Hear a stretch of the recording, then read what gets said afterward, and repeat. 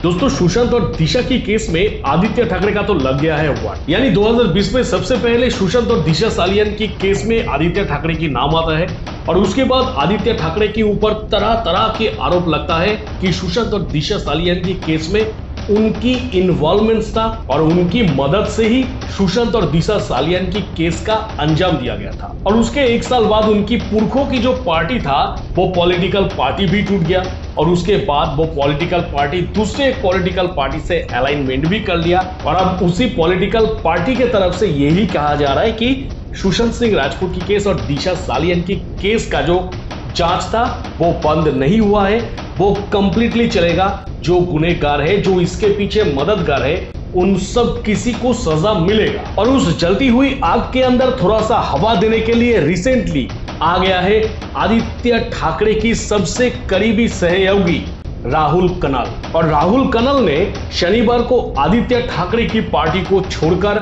शिंदे सरकार की party join कर ली। इससे पहले राहुल कनल आदित्य ठाकरे की नेतृत्व वाली युवा सेना की कोर कमेटी का मेंबर था, पर रिसेंटली उन्होंने आदित्य ठाकरे की वो पॉलिटिकल पार्टी को ही छोड़ दिया। और साथ ही साथ राहुल कनल का कहना यह है कि उनके ऊपर आरोप लगाने वाले जो लोग हैं उन लोगों को सही जवाब दिया जाएगा। यानी कैसे दिया जाएगा? इन्वेस्टिगेशन के माध्यम से।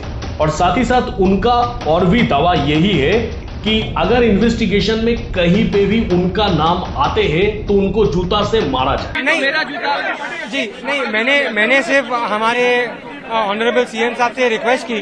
क्या कुछ लोगों ने कहा, बहुत बार बोलते रहे हैं, क्या राहुल कनल इसलिए शिंदे साहब के यहाँ गए क्योंकि दिशा सालियान और सुशांत सिंह राजपूत की तहकीकात शुरू हुई है। उसी के कारण मैंने सीएम साहब से रिक्वेस्ट की क्या प्लीज इसमें डिटेल जांच की जाए और जो लोग ऐसा बोलते हैं उसको जांच के तौर से जवाब दिया जाए। और अगर उसमें मेरा कहाँ पे भी अगर नाम भी आता है तो मैं पॉलिटिक्स छोड़ के उनका जूता खाने तैयार हूँ। मतलब ये स्टेटमेंट देके अल्टीमेटली राहुल कनल ने सबसे एक पॉजिटिव काम किया, क्योंकि उनके ऊपर भी थोड़ा बहुत जो भी आरोप लगा था सुशांत सिंह राजपूत और दिशा सालियान की केस की तहत, उन्होंने पूरी की पूरी मीडिया के सामने एकदम खंडन कर दिया ऐसी एक बात के जरिए। एक्चुअली दोस्तों, हम यही बात इतना दिनों से सुनने की कोशिश कर रहे थे आदित्य ठाकरे की मुंह से, क्योंकि जिस टाइम पे आदित्य ठाकरे की नार्को टेस्ट को लेके मांग किया गया था, उस टाइम पे अगर आदित्य ठाकरे इस चीज को सपोर्ट कर देते, अगर इस चीज को समर्थन करते कि जी हाँ आप लोग नार्को टेस्ट करिए, नार्को टेस्ट में जो आएगा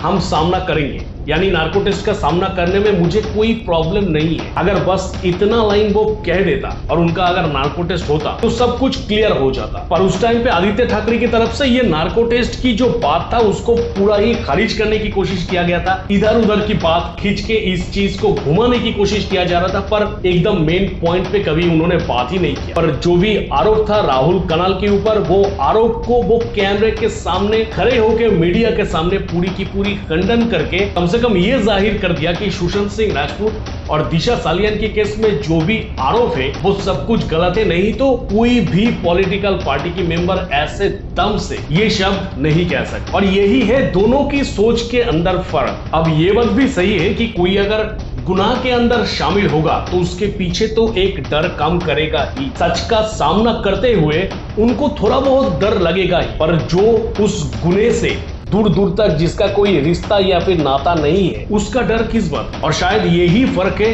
राहुल कनल और आदित्य ठाकरे के बीच। पर रिसेंटली महाराष्ट्र की चीफ मिनिस्टर एकनाथ शिंदे के तरफ से और देवेंद्र फडणवीस के तरफ से ये कंप्लीटली स्पष्ट रूप में कह दिया गया है कि सुशांत सिंह राजपूत की केस और दिशा सालियान के केस में सीबीआई का जो जांच की प्रक्रिया चल रहा था वो कंप्लीट नहीं हुआ है और साथ ही साथ वो बंद भी नहीं हुआ है। यानी सब कुछ चल रहा है। बहुत जल्द सच हम लोगों के सामने आने वाला है। अब जैसे कि आदित्य ठाकरे के ऊपर जो आरोप लगाया गया था, साथ ही साथ आज के दिन में शिंदे सरकार की सबसे बड़ा ऑपोजिशन है आदित्य ठाकरे की पार्टी, तो डेफिनेटली ये बात तो सही है कि शिंदे सरकार के तरफ से ये पूरा कोशिश किया जाएगा कि सीबीआई की जांच निष्पक्ष हो और उसमें जो सही है वो सही नाम हम लोगों के सामने आए। और अगर आदित्य ठाकरे की नाम उसमें शामिल है तो वो नाम हम लोगों के सामने आना बस और कुछ दिनों की इंतजार है। और कौन कह सकता है कि शायद उसके बाद हम लोगों के द्वारा सबसे